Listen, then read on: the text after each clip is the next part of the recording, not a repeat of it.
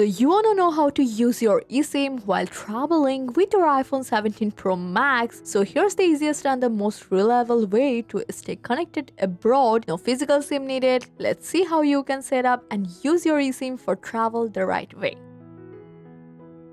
So now to set up your eSIM, just go to your settings, go to cellular. So if you already have a SIM or eSIM, just go for add eSIM, select other options, and here you will find several choices. If your carrier supports travel plan, you can select that, but here we will use a QR code. So just scan your eSIM QR code and activate it. Once it's successfully activated, tap continue. Next, choose how you want to use the eSIM. You can use it for data only or voice and data.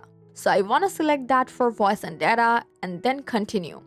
Now here you will find two more options. If this eSIM is only for travel, select the first option, and if you want to use it along with your current line, just select the second. And when you're okay, just tap continue and optionally enable low data mode if you want to save data while traveling.